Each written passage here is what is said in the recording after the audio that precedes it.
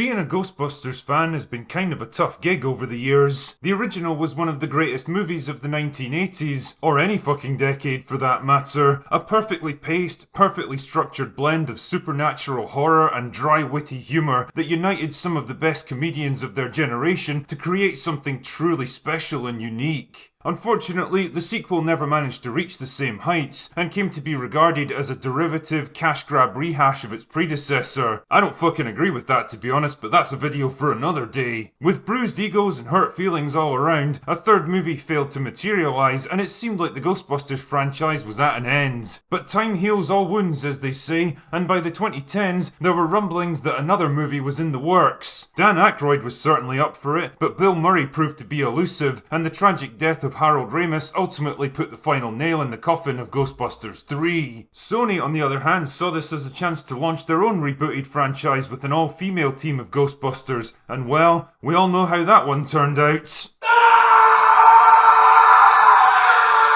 But cometh the hour, cometh the man. And in this case, the man of the hour was Jason Reitman, the son of the original Ghostbusters director Ivan Reitman, and he came with news we'd all been waiting to hear. Ghostbusters 3 was finally happening. The original cast were coming back, and best of all, it was going to completely ignore the disastrous 2016 movie.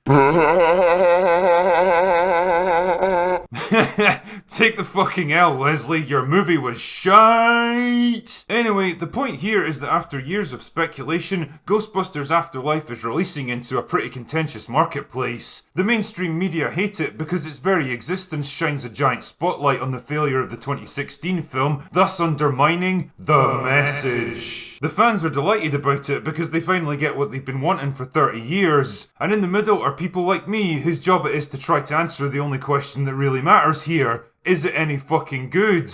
Well, the answer is... nah, kind of. Ghostbusters Afterlife can best be thought of as a kind of soft reboot of the original, and by that I don't mean a shameless, soulless, brain-dead rip-off like The Force Awakens. It's more of a well-meaning homage to the original, acknowledging the events of the first movie and using them as the basis of a new story with new characters in a new location. I say well-meaning here rather than well-executed because Afterlife definitely stumbles in places. It lacks the intelligence and polish of the first film, and there's a lot of things it could have done better, but I'll get onto that shortly. First, I'll give you a brief rundown of the plot. I don't want to spoil this movie, so I'm not going to reveal much that isn't already in the trailers, but if you absolutely don't want to know a thing about Afterlife, you should probably quit now. You have been warned. The movie kicks off with the death of Egon Spengler, who's been living as a recluse in some farmhouse at the ass end of nowhere for the past 20 years. With Egon dead, his estate passes on to his estranged daughter Carrie, who relocates there with her two kids, Phoebe and Trevor. As the family tries to settle into their new home, Phoebe begins to uncover clues that Egon was working on something big out here, and that his death may have been more than just natural causes. It turns out that the entire area was once owned by Ivo Shandor, the mysterious figure who was mentioned in the first movie but never actually appeared on screen. Performed a lot of unnecessary surgery.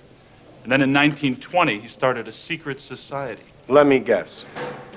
Gozer worshippers. And it seems like old Evo's plans to summon Gozer into the material world didn't end with the showdown in New York back in 1984. Egon knew this too, which was why he sacrificed everything to delay it as long as possible. But now he's dead, and a ragtag collection of kids are the only things standing in the way of Gozer's return and worldwide destruction. The parallels between Afterlife and the original film are both strong and I suspect intentional. It's clearly a passing of the torch kind of movie, with a new generation taking up the proton packs and learning to work together to combat a growing supernatural threat. All the same elements are present and correct. There's the first clumsy attempt to capture a ghost, the gradual revelation of a bigger threat, the explosion of ghost sightings, the devil dogs, the keymaster and the gatekeeper, the Ecto-1, Gozer, crossing the streams. It's all stuff that we've seen before, and it's all lovingly recreated here for a metric ton of pure, unadulterated fan service. I'm not gonna lie, it's fucking cool to hear the proton pack powering up for the first time without Melissa McCarthy's abrasive voice ruining the moment.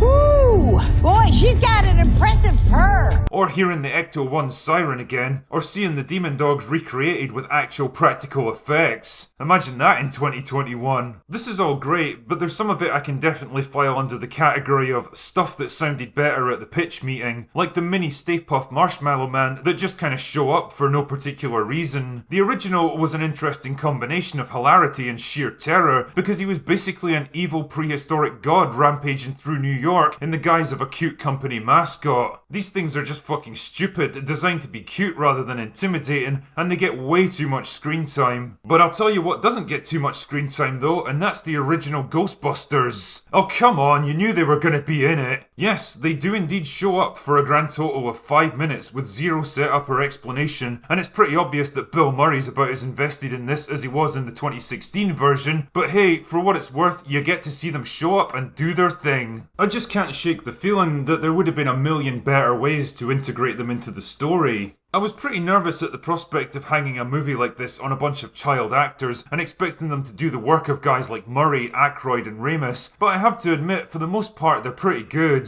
Well, apart from Finn Wolfhard, who flounces through the movie with a "what do you mean I have to clean my room" kind of expression on his face. He's basically the Winston of the group, not particularly knowledgeable about anything, but just kind of a dog's body who's there to help out. Logan Kim is the equivalent of Ray. He's earnest and kind of naive, but deeply invested in what they're doing. While Celeste O'Connor acts as a stand-in for Venkman, she's dry and sarcastic and doesn't take things too seriously. But the real star of the show is McKenna Grace as Phoebe, the protagonist of the film. She's a socially awkward nerd like her grandfather, and she's clearly smarter than everyone else around her, but she never comes across as obnoxious or patronising, and her gradual reconnection with the man she never really knew acts as the emotional heart of the film. On that subject actually, while Harold Ramis obviously couldn't be in the film, there's a pretty touching tribute to him at the end, which I think was pretty well handled and gave the character a suitably poignant send-off. Like I say, these aspects of the film work really well, but there's definitely a feeling that they missed a lot of opportunities with this one. Bringing in a classic antagonist like Ivo Shandor was a great chance to finally flesh out the character and give us an insight into who this mysterious guy really is, what he wants and why. But nah, he's in the movie for about 30 seconds before,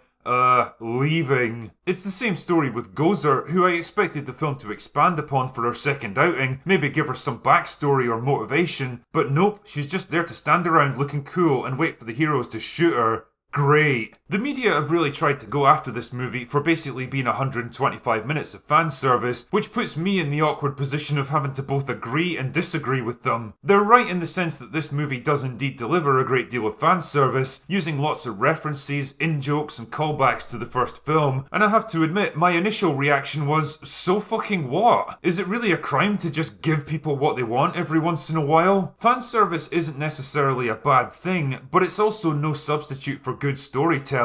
It's supposed to be underpinned by a strong, well-written script, and I think this is where Afterlife goes wrong. It's so eager to please fans alienated by the 2016 movie that it kind of trips over its own feet at times and seems almost afraid to do anything new or creative. The result is that it often fails to make use of the opportunities laid out in front of it and never quite reaches its full potential. If I had to sum this film up, I'd say it's a well-meaning but slightly clunky and meandering love letter to the original, nowhere near as slick or intelligent, and trying so hard to please everyone that it never really emerges from its shadow to be its own thing. It's not likely to offend fans of the franchise, and it goes some way towards healing the wounds caused by the 2016 movie, but I'm not convinced it's going to pull in any new fans either. But hey, just remember, it could have been worse. A lot worse.